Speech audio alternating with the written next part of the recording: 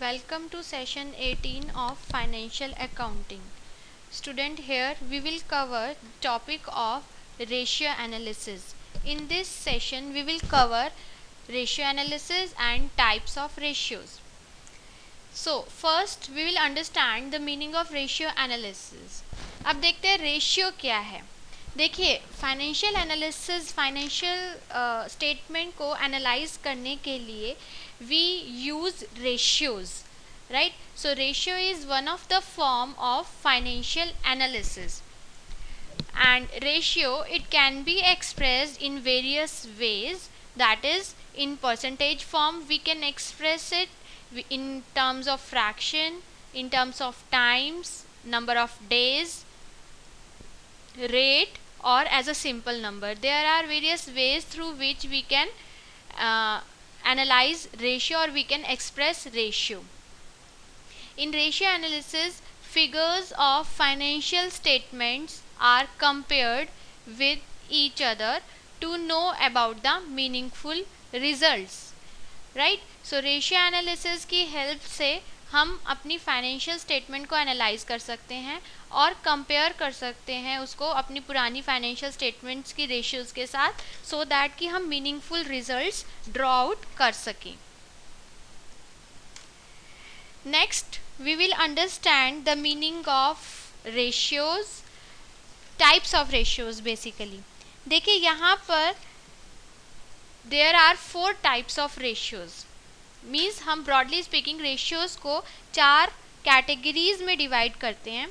First category आती है liquidity ratio, then profitability ratio, then activity ratio, and last is the solvency ratio, right. So in this first we will understand ratio, liquidity analysis ratio.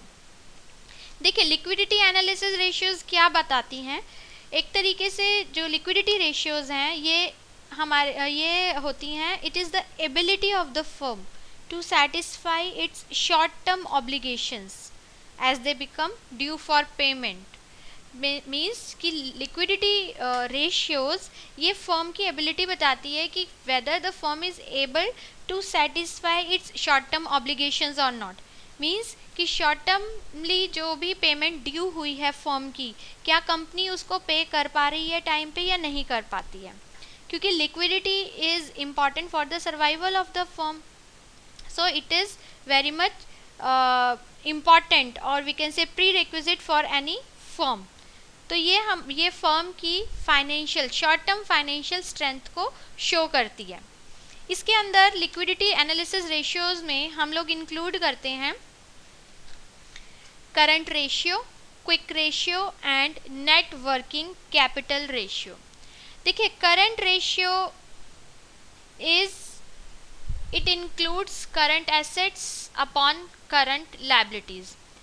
देखिए, आपको मालूम होगा, जैसे कि हम पहले भी पढ़ चुके हैं in the previous sessions, current assets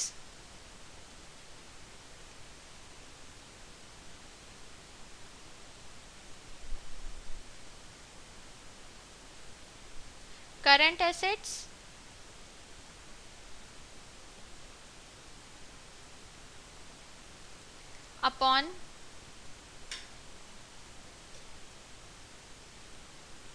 current liabilities is what? Current ratio.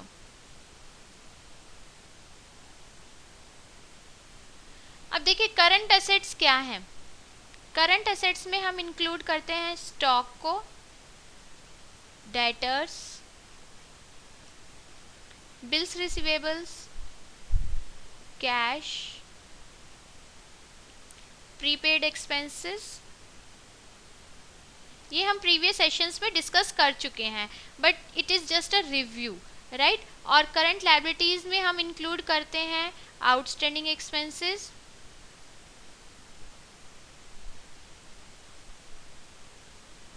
Then bills payable, bank overdraft, और क्रेडिटर्स, short term loans,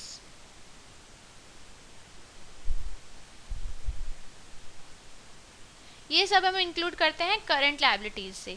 तो अगर हमारे पास इनमें से कोई भी आइटम इंक्लूड है, क्वेश्चन में गिवन है, तो उसमें से ये आइटम्स लेकर के इनको हम प्लस करेंगे और डिवाइड कर देंगे इन आइटम्स के साथ। अगर हमारे पास बैंक ओवरड्राफ्ट है या क्रेडिटर है, इन दोनों के अमाउंट को हम प्लस करेंगे तो हम क्या निकाल सकते हैं, यहाँ से कैलकुलेट कर सकते हैं current ratio. This is what current ratio. How do we calculate current ratio? Current assets upon current liabilities, right? इसके बाद बात आती है क्विक रेशियो की। देखिए क्विक रेशियो क्या है। क्विक रेशियो में हम करते हैं, इसको हम लिक्विड रेशियो भी बोल सकते हैं या एसिड टेस्ट रेशियो भी बोल सकते हैं, right? So acid test ratio, it is a measure of liquidity designed to overcome the defect of current ratio. Basically ये करंट रेशियो की लिमिटेशन को फुलफिल करती है हमारी क्विक रेशियो। इसके अंदर हम लेते हैं quick ratio is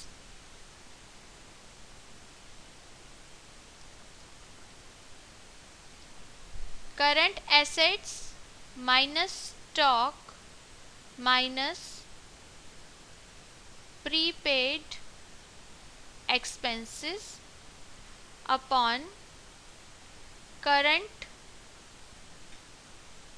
liabilities, right? तो इस तरीके से हमारे पास आएगी क्विक रेशियो। थर्ड आती है नेट वर्किंग कैपिटल रेशियो, जो कि वर्किंग कैपिटल की पोजीशन को शो करती है, राइट? वर्किंग कैपिटल रेशियो है net working capital upon current assets. तो नेट वर्किंग कैपिटल कैसे कैलकुलेट करते हैं? Net working capital is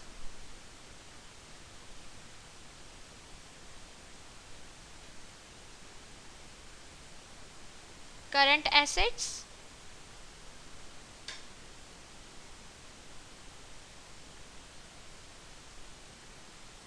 minus current liabilities.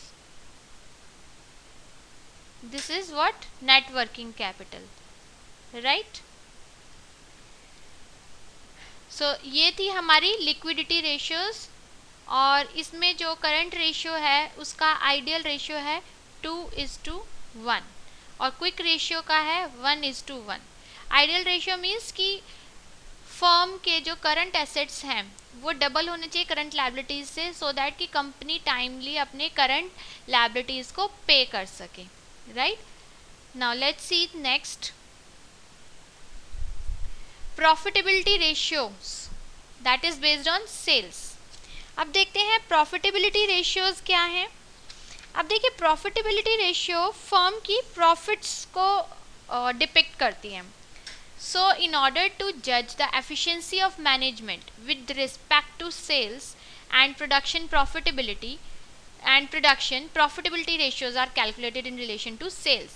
Firm की कितनी सेल्स से प्रॉफिट आ रहा है फर्म के पास, प्रोडक्शन की प्रॉफिटेबिलिटी क्या है, तो ये सब चीज़ें हम प्रॉफिटेबिलिटी रेशियो की हेल्प से फाइंड आउट कर सकते हैं। फर्म कितनी एफिशिएंट है, राइट? तो प्रॉफिटेबिलिटी रेशियोज में हम इंक्लूड करते हैं gross profit ratio, net profit ratio, operating profit ratio and operating ratio, ठीक है? तो यहाँ पर हम बात करते हैं प्रॉफिटेबिलिटी रेशियोज की। ज़्यादातर हम प्रॉफिटेबिलिटी रेशियोज जो है वो परसेंटेज की फॉर्म में कैलकुलेट करते हैं, इसीलिए आपने देखा है कि यहाँ पर हर एक के साथ हमने मल्टीप्लाइड बाय 100 लिया है। दैट मीन्स कि ये परसेंटेज की फॉर्म में आएगी। सबसे पहले आती है हमारी gross profit ratio. Gross profit ratio का फॉर्मूला है ग्रॉस प्रॉफिट अपॉन में सेल्स इनटू 100। फर्म का जितना भी जीपी होगा, जैसे हम ट्रेडिंग अकाउंट बनाते हैं वहाँ से हम ग्रॉस प्रॉफिट कैलकुलेट करते हैं, तो वो ग्रॉस प्रॉफिट लेंगे, हम उसका अमाउंट लेंगे और डिवाइडेड बाय सेल्स, जितनी सेल्स गिवन होंगी और उसको मल्टीप्लाइड बाय 100 करेंगे, तो यहाँ से आ जाएगी हमारे पास ग्रॉस प्रॉफिट रेशियो। सेकेंड आता है net profit ratio. It's simple, net profit ratio is net profit upon sales into 100। Means GP जो हमारा आया है, जीपी में से सारे हमारे जो इनडायरेक्ट एक्सपेंसेस हैं उन सभी को हम माइनस करने के बाद जो हमारे पास प्रॉफिट आता है दैट इज़ नेट प्रॉफिट। तो उसको हम सेल से डिवाइड करते हैं, मल्टीप्लाइड बाय 100 करते हैं, तो हमारे पास आ जाती है नेट प्रॉफिट रेशियो। थर्ड आती है ऑपरेटिंग प्रॉफिट रेशियो। इसके अंदर हम प्रॉफिट जो लेते हैं वो हम बिफोर इंटरेस्ट और टैक्सेस लेते हैं। So PBIT is profits before interest and taxes. अगर हमारे प्रॉफिट्स में से इंटरेस्ट और टैक्सेस माइनस हैं तो उनको बिफोर बनाने के लिए हम प्रॉफिट्स में इंटरेस्ट और टैक्सेस का अमाउंट ऐड कर देंगे सो दैट कि हमारे profits before interest and tax हो जाएं, और वही सेल से हम डिवाइड करेंगे, मल्टीप्लाइड बाय 100 करेंगे, तो यहाँ से आ जाएगी हमारे पास operating profit ratio. Next ratio आती है operating ratio.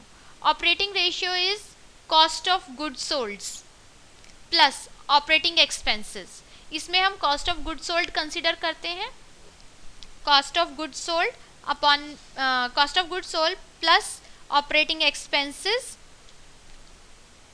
Divided by sales into 100, right? And these are the ratios which is related with the capital employed. Capital employed means कि कितना बिजनेस में इन्वेस्टमेंट की हुई है, कितनी कैपिटल एम्प्लॉय की गई है। तो इसके अंदर हम इंक्लूड करते हैं, first is the return on capital employed. अब कैपिटल जितनी इन्वेस्टमेंट की हुई है उसके ऊपर कंपनी के पास कितने रिटर्न्स आ रहे हैं वो चीज़ हम इंक्लूड करते हैं।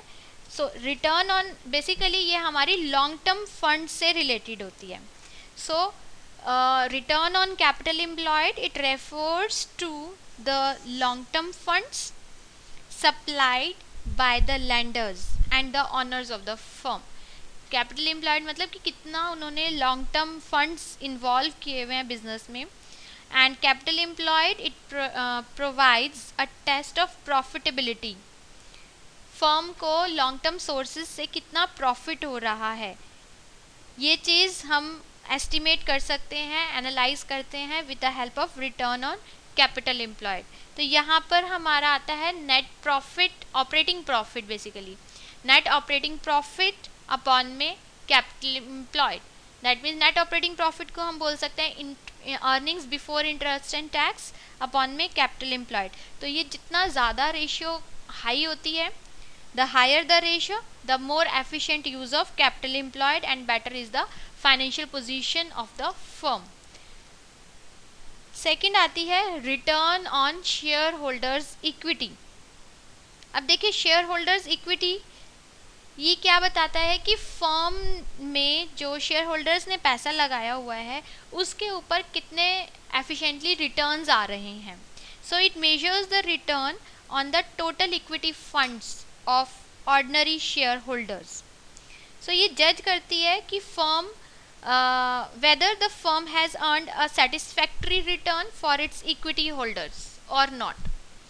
इक्विटी होल्डर्स के को ये प्रॉपरली दे पा रही है रिटर्न्स या नहीं, उनके लिए अर्न कर पा रही है या नहीं कर पा रही है, क्योंकि फर्म अपने सारे एक्सपेंसेस, सारे टैक्सेस, प्रेफरेंस शेयर होल्डर्स को डिविडेंड, सब चीज़ आउटसाइड जितना भी फर्म की लायबिलिटी बनती है सब लायबिलिटीज़ पे करने के बाद जो कंपनी के प्रॉफिट्स बचते हैं that will B meant for equity share holders for dividend only, for dividends, right. तो इसके अंदर जो हमारे प्रॉफिट्स होंगे वो होंगे profits after taxes and preference dividend upon share holders equity. Share holders equity, equity share capital क्या होगी शेयर होल्डर्स की, उससे हम डिवाइड करेंगे। तो यहाँ से हमारे पास आ जाती है return on share holders equity. इसके बाद बात करते हैं हम रिटर्न ऑन इन्वेस्टमेंट की। अब देखिए return on investment means firm ने कितना इन्वेस्ट किया हुआ है यहाँ पर अपने फर्म में, तो that is net profits net profits interest and taxes upon में शेयर होल्डर्स फंड। इसके बाद है ईपीएस। ईपीएस इज अर्निंग्स पर शेयर। शेयर होल्डर्स अपने जितना उन्होंने इन्वेस्टमेंट किया हुआ है उसके ऊपर वो कितना अर्न कर रहे हैं एक शेयर के ऊपर।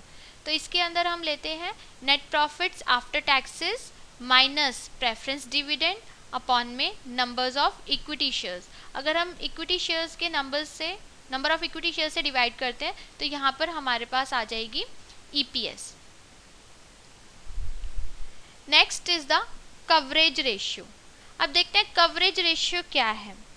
कवरेज रेशियो ये बताएगी हमें कि क्या हम बेसिकली कंपनी क्या इतना अर्न कर रही है कि वो अपने इंटरेस्ट पेमेंट जो उसको करनी है उसको कवर कर पा रहे हैं कंपनी के प्रॉफिट्स या नहीं।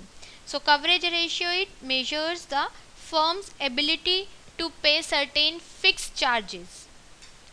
तो नॉर्मली कंपनी की क्या ऑब्लिगेशंस रहती है, फिक्स चार्जेस में क्या आते हैं, लाइक जैसे कंपनी लोन के ऊपर इंटरेस्ट पे कर रही है, प्रेफरेंस डिविडेंड दे रही है, राइट। तो ये सब किस में आएंगे, फिक्स इंटरेस्ट में आएंगे। यहाँ पर उसको फिक्स रेट से प्रेफरेंस शेयर होल्डर्स को डिविडेंड देना होगा, फिक्स इंटरेस्ट से उसको लोन के ऊपर इंटरेस्ट पे करना होगा। तो कवरेज रेशियो में सबसे पहले हम इंक्लूड करते हैं इंटरेस्ट कवरेज रेशियो को।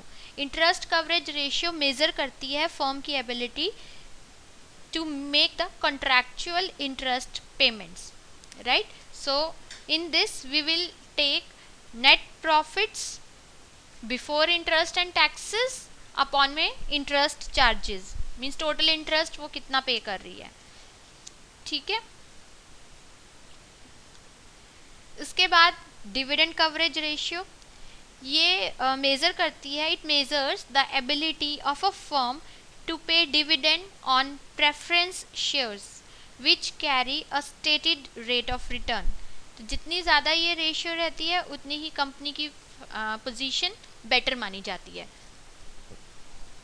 तो कंपनी डिविडेंड कब देती है, जब उसने इंटरेस्ट की पेमेंट कर दी हो। तो इसीलिए हम इसके अंदर जो प्रॉफिट्स लेंगे that will be taken as net profit after interest and taxes upon में preference dividend. And third is total coverage ratio.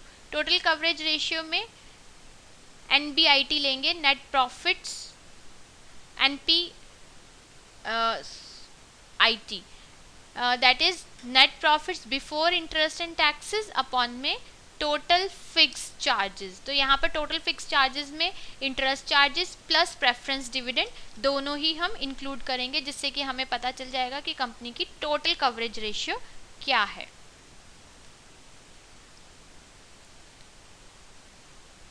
Next is activity analysis ratio, right. तो यहाँ ये रेशियोज भी बहुत ज़्यादा इम्पॉर्टेंट है किसी भी फर्म के लिए। एक्टिविटी रेशियोज में हम इंक्लूड करते हैं एसेट टर्नओवर रेशियोज।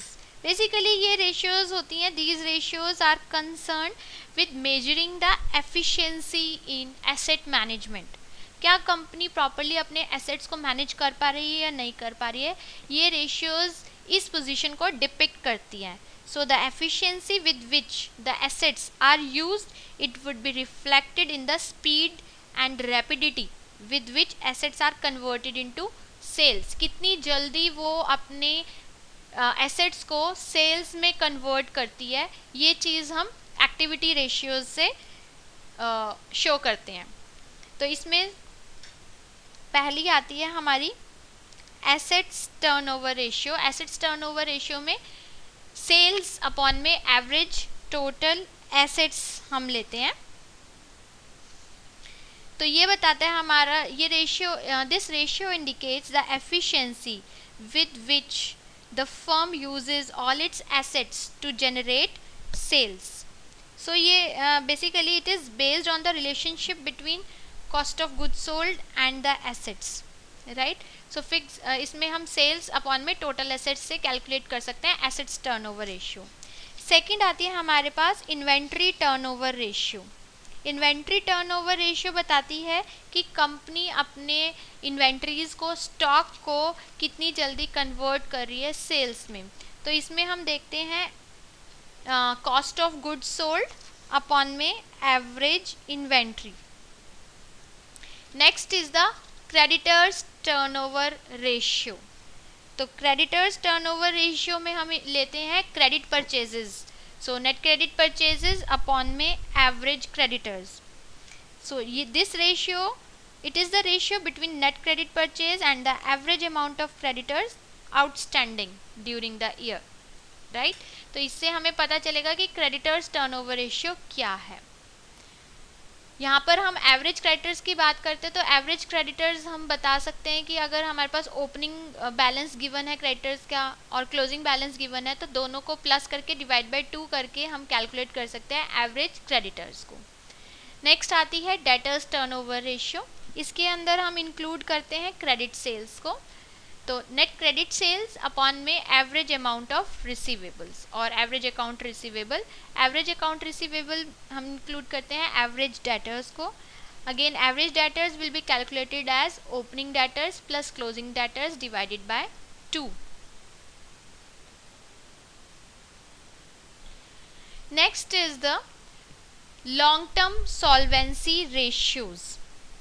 अब देखिए लॉन्ग टर्म सॉल्वेंसी रेशियोज क्या है, right? So long term lenders और creditors they would judge the soundness of a firm on the basis of long term financial strength that measured in terms of its ability to pay interest regularly as well as repay the installment of principal amount on due dates. Long term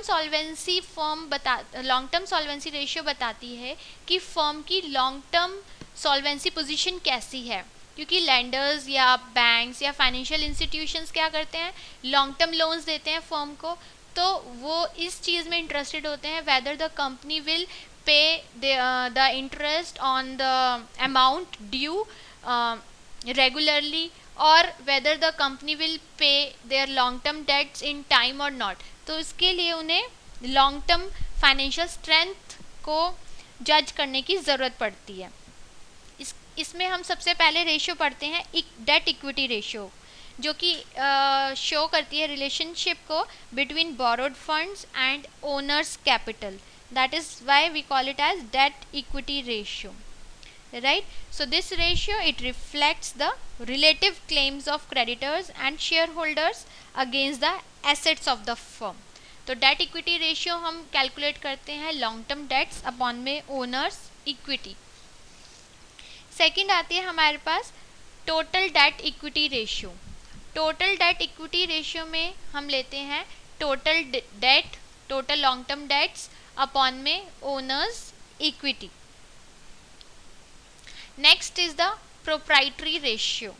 Proprietary ratio, it indicates the proportion of total assets financed by the owners. Owners ने कितना finance किए हुए हैं total assets को, तो इसीलिए इसमें हम प्रोप्राइटर्स फंड्स इंक्लूड करते हैं अपॉन में टोटल एसेट्स. बहुत इंपॉर्टेंट रेशियो है. जितनी ज़्यादा ये रेशियो होती है, higher ratio shows lesser dependence on the external sources, right?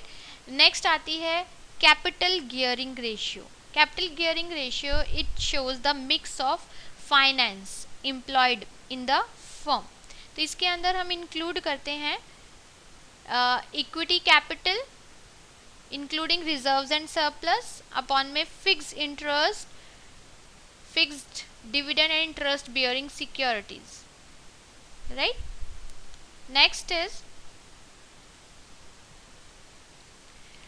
these were the various ratios that we have classified. Let's see some of the limitations of financial this ratio analysis. First limitation is basically these ratios are, or financial accounting information is affected by estimates and assumptions. जब हमने financial accounting last sessions में पढ़ा तो इसमें हमने कुछ assumptions ली थी. Means recording करते वक्त फाइनेंशियल ट्रांजैक्शंस को रिकॉर्ड करते हुए हम कुछ एजम्पशंस अज्यूम्स करते हैं, कुछ एस्टिमेट्स करते हैं. तो वही चीज़ हमारी फाइनेंशियल रेशियो एनालिसिस में शो होगी. तो this is what affected by estimates and assumptions. Second is ratio analysis explains the relationship between past information while users are more concerned about current and future information. जो हमने financial information, financial statements जो हमने बनाई है, तो वो हमारी जो भी हम रेशियो को एनालाइज कर रहे हैं वो पास्ट इन्फॉर्मेशन के बेसिस पे कर रहे हैं, ना कि इसमें हम कोई भी फ्यूचर इन्फॉर्मेशन शो नहीं कर रहे हैं।